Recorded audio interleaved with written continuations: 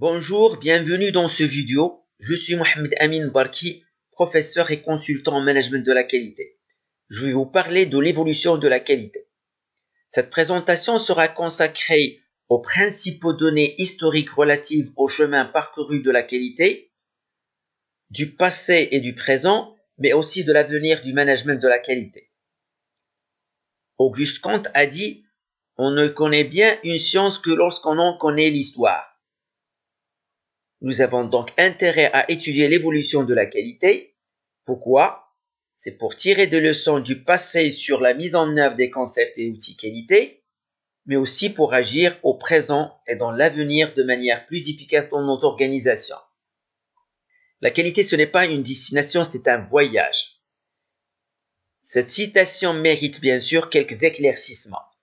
Étant donné que le concept qualité concerne le consommateur, mais aussi les autres parties intéressées, personnel, fournisseurs, associés, État, ONG et autres, et que les changements socio-économiques font sans cesser évoluer les exigences de ces acteurs, il est clair que nous ne sommes pas encore arrivés à destination. Il s'agit bien alors d'un voyage, et comme tout voyage, celui-ci a une histoire. En effet, pour expliquer l'histoire de la qualité, nous suivrons la chronologie de l'évolution des différentes phases de l'offre et de la demande, des méthodes de travail et du management. Cette logique sera basée aussi sur les concepts de la qualité et du management avec les dates clés, la position de la fonction qualité dans l'organisation, et enfin la mise en avant des hommes ayant contribué à l'essor de la qualité. La qualité, cette notion subjective peut être associée au premier souci de l'homme dès son origine, car elle traduit principalement la recherche de l'adaptation de chaque produit et service à sa consommation prévue. La description de l'évolution dans le temps du management de la qualité se synthétise en 5 grandes phases. Avant les années 60, pendant les années 60 et 70, entre les années 80 et 2000, entre les années 2000 et 2015, et enfin après 2015. Le voyage de la qualité a commencé avec la période du taylorisme avant les années 60. Pendant cette phase, l'offre était inférieure à la demande, tout se vend même si ce n'est pas de qualité. On est dans une économie de production. La qualité du produit est liée au prix, plus le produit est de bonne qualité, plus on l'achète cher. La gestion de l'entreprise étant alors fondée sur l'Organisation scientifique du travail, l'OST, et le contrôle a été confié à des services différents de ceux qui fabriquaient les produits. Ainsi, les services qualité sont créés. D'un autre côté, les entreprises emploient un personnel peu qualifié et qui accomplit des tâches qui se divisent en éléments simples et répétitifs. En effet, on trie en fin de production entre les bons et les mauvais produits. La qualité n'est alors liée qu'à un contrôle a posteriori. En plus, la Deuxième Guerre mondiale a favorisé l'extension des principes de SWOT dans toute l'industrie américaine. La demande de production auprès de l'industrie américaine va en effet générer une diffusion des techniques de contrôle statistique et l'apparition du contrôle qualité. Ce voyage a continué entre les années 60 et 70 au Japon, aux États-Unis et en Europe. Cette période est remarquable dans l'histoire de la qualité. En effet, la qualité va être un facteur primordial dans la reconstruction de l'industrie japonaise. L'offre est équivalente à la demande. On est dans l'économie de distribution. Pour veiller à la bonne gestion des grands projets de l'époque, on est passé alors au monde de gestion fondé sur la direction participative par objectif. Cette méthode est développée par Ducker.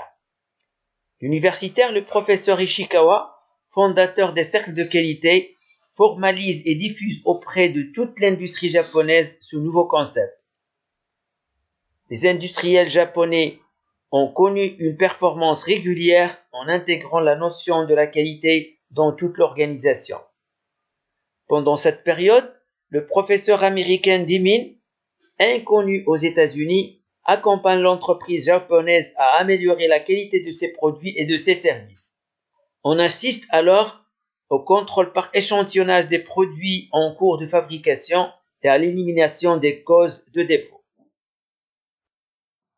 La troisième période de l'évolution de la qualité était dans les années 80 et 2000. Après 1980, c'est l'ère industrielle. Les produits japonais envahissent encore plus les marchés avec un rapport qualité-prix meilleur. Les clients deviennent de plus en plus exigeants et puisque l'offre est supérieure à la demande, il faut donc bien manager tous les plans stratégiques et opérationnels de l'entreprise pour vendre. Ainsi, cette période est caractérisée par l'intégration du bien-être du consommateur. De plus, le style de management est basé sur le management participatif. Ces démarches seront diffusées dans les grandes entreprises industrielles, militaires, nucléaires, aéronautiques, spatiales et automobiles. D'un autre côté, la position de la fonction qualité est passée du supercontrôleur à l'expert assurance qualité. En effet, cette époque est marquée par la naissance du concept de l'assurance qualité. On est passé alors à l'idée de la qualité par la prévention.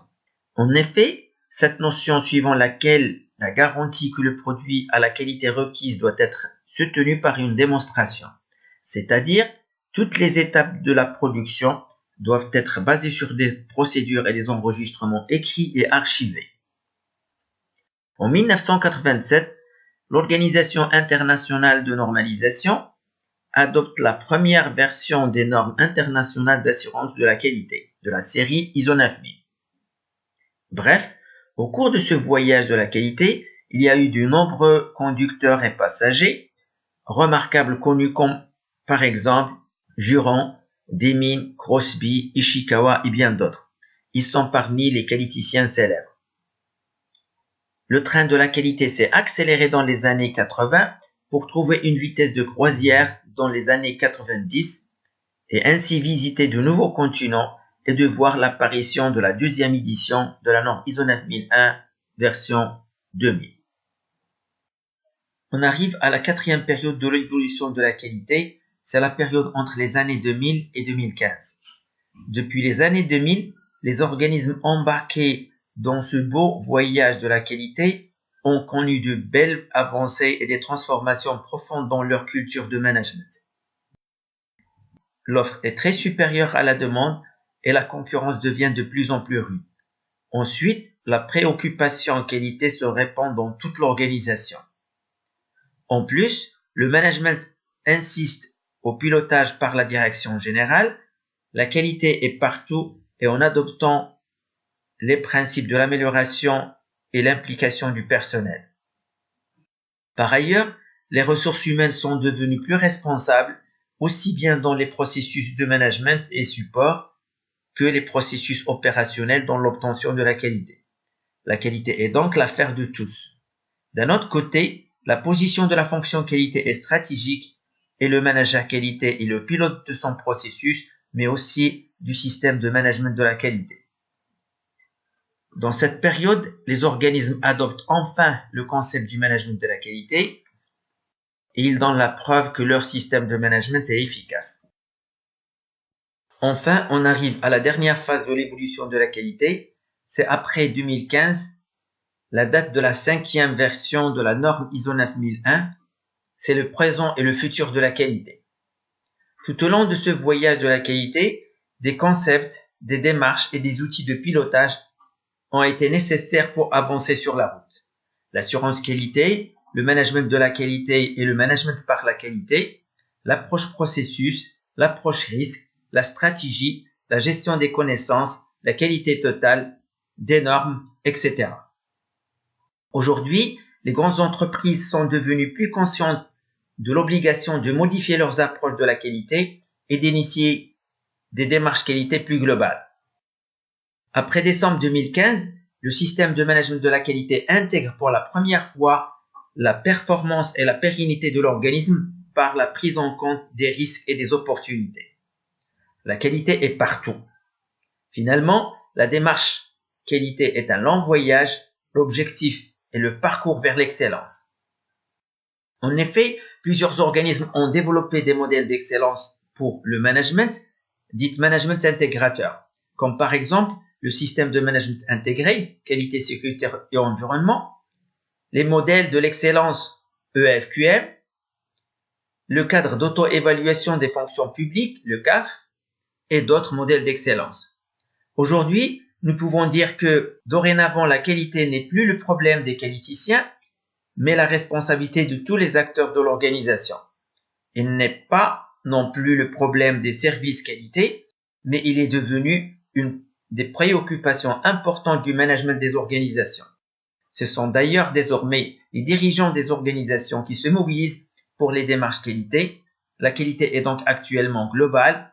Au niveau des organisations, il concerne toutes les personnes, tous les métiers, toutes les activités, et ce, à tous les moments. La norme sur les systèmes de management de la qualité sera révisée en moyenne une fois chaque 7 ans. Des apports d'amélioration seront introduits et élargiront les concepts modernes de management pour la mener vers celle des modèles d'excellence intégrés. Nous pouvons conclure de ce qui précède que la qualité prendra dans le futur une place plus stratégique et plus économique pour les organisations et pour leurs environnements. En conclusion, la qualité restera encore un facteur de compétitivité, de performance et un argument commercial.